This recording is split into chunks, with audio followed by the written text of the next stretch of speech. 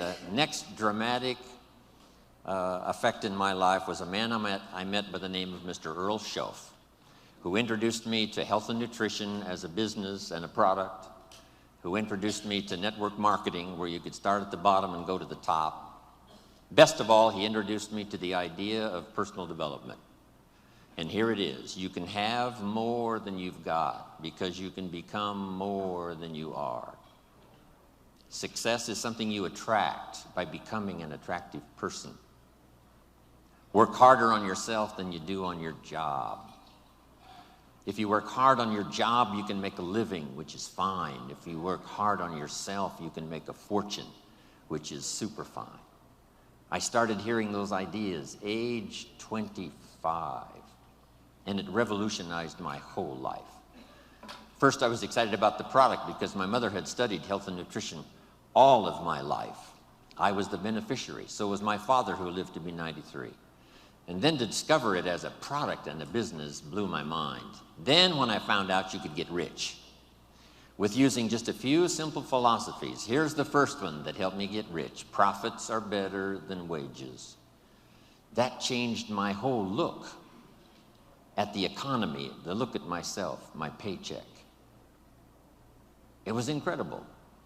And then my sponsor said to me, Mr. Rohn, here's what you can now say. I'm working full-time on my job, and now I'm working part-time on my fortune. Those ideas drastically changed the course of my life. Guess what it did? Set for me a new attitude and philosophy. So make this note now. Philosophy determines attitude.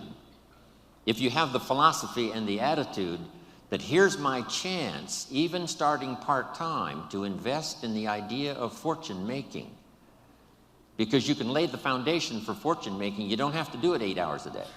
You don't have to do it 10. It's not something that requires working around the clock. It just requires simply a commitment. Here's what I did. I started part-time. That's the magic. So make this note. Teach people the magic of starting to work part-time, not just to pay a few bills, that's okay, but how about the idea of working part-time fortune making?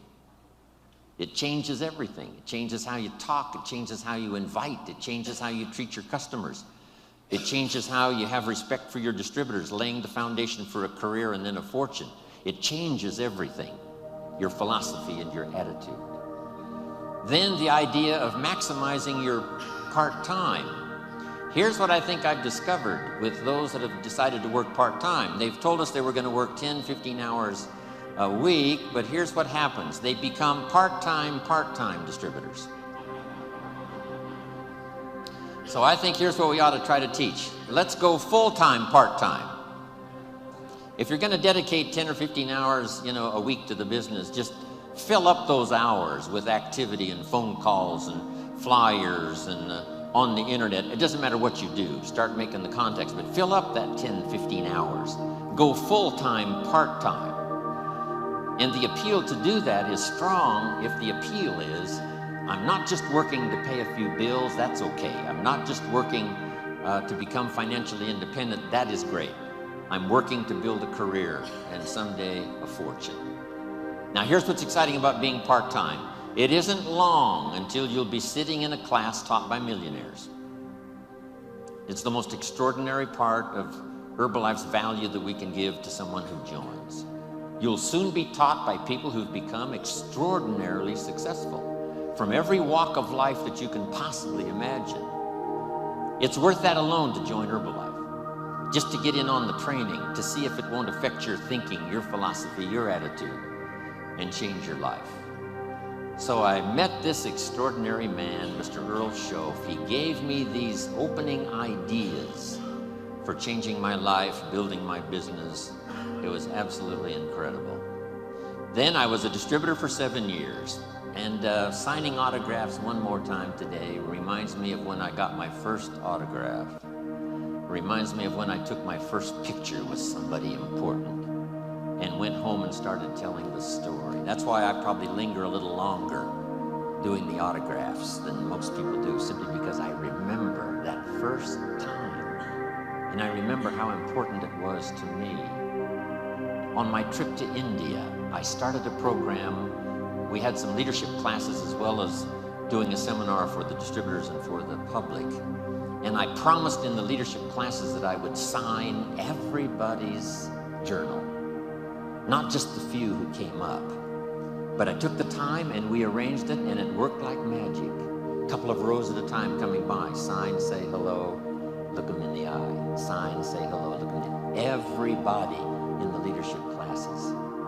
And the feedback has been absolutely incredible. Taking the time, because I know how important it is, those early days after I met this extraordinary man. Then let's go about 27 years ago when I'm doing this little talk and seminar in Los Angeles, California, and in my audience is a young man, 19 years old. His name is Mark Hughes. What an extraordinary day that was. From the Girl Scout story, and then to meeting Mr. Schoaf and starting to change my life, for gaining the experience that was going to serve me well all of these years, then finally meeting Mark Hughes, where I could make a deposit of my experience in life and heart and soul into something I believed in. Those were three extraordinary occasions. Then let me look back at just one more. When I first started traveling with Mark 21 years ago, I met with a group of distributors. I told them that I was an only child. I had no brothers and no sisters, and I always wanted to belong to a large family. So I asked those very first Herbalife distributors if they would adopt me into their family. They agreed to do so. So I'm now in Hawaii, not just with my friends, not just with my business associates. I'm here with my family.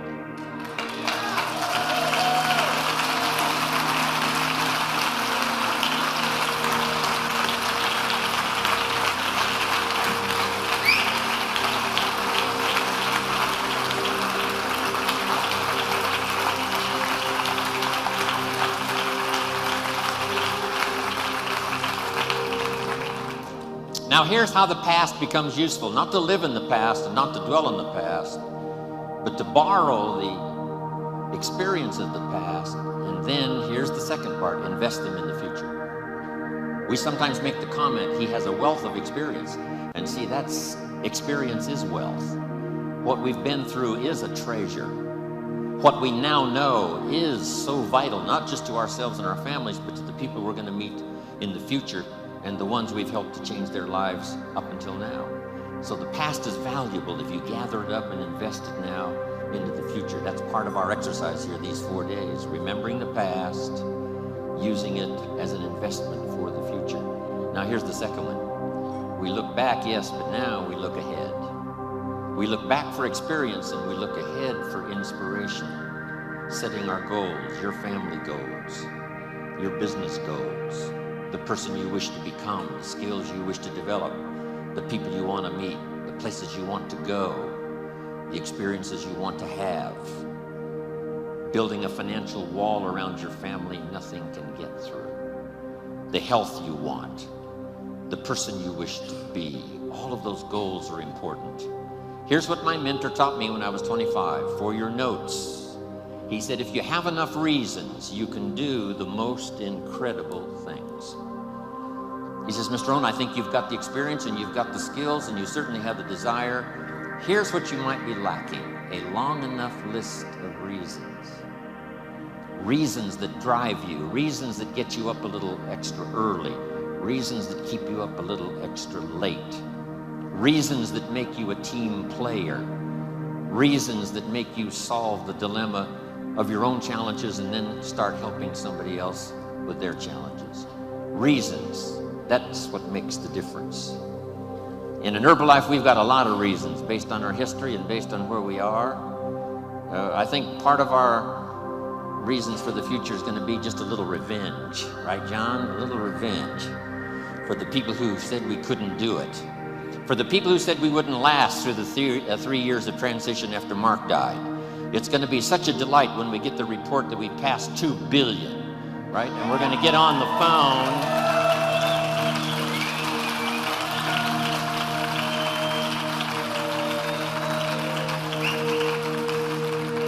For those who said, you know, the chairman's club's going to leave and the president's team's going to leave and Herbalife is going to fall apart, we've got some good reasons now to succeed.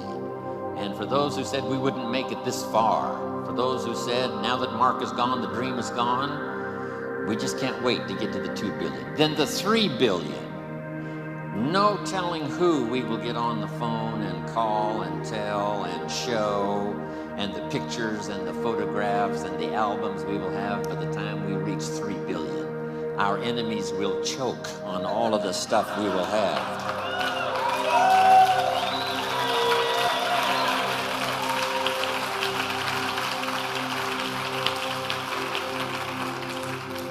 By the time we've gotten to 4 billion, all of your new homes and new cars and Ferraris and clothes and the vacations you've taken and the album and pictures you've collected over the years is going to be something awesome when we reach the 4 billion.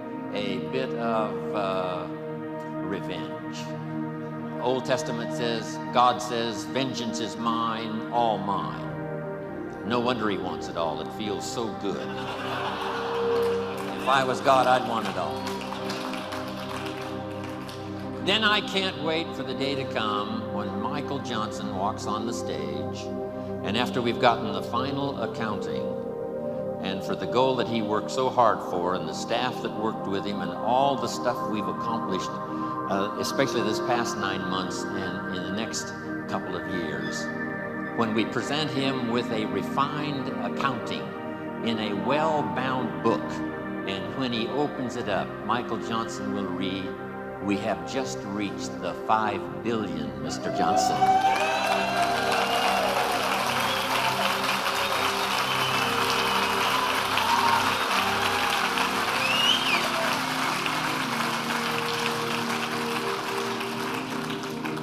Of course, we paid the price. How many of you have children at home that couldn't come, that allowed you to be here? How many of you? Looks like almost everybody. When you get back home, tell them thank you from Jim Rohn for making those sacrifices so that you could be here. I'm telling you, when we get to the 2 and then the 3 and the 4 and the 5, here's what we're going to say. Small price to pay for the glory we now share with each other. It's going to be fantastic. So, look back, look ahead, set your goals. Here's the next one, and this one is so important. Look over your plans. Maybe you've got too small of plans. By the time we've finished here tomorrow, you might have scrapped some old plans and made some new ones, or made sure that the plan you've got is well tuned and well refined. As we speak, almost hourly and daily, the team at home office, continually revising, continually shaping, continually refining, making it more simple, making it easier to tell in terms of products, but all the rest of it, from the support staff, from all these countries represented here around the world, fine-tuning the support staff. That's going on while we speak. We should all do the same thing. I'm fine-tuning my own plan. Right? These next years, working with Herbalife and all of you around the world, I've got some plans for myself, my own growth, my own development, fine-tuning my own skills. So look over your plans for the future, your plans for your family, your plans for your health, your plans for your organization. Make sure they're in place.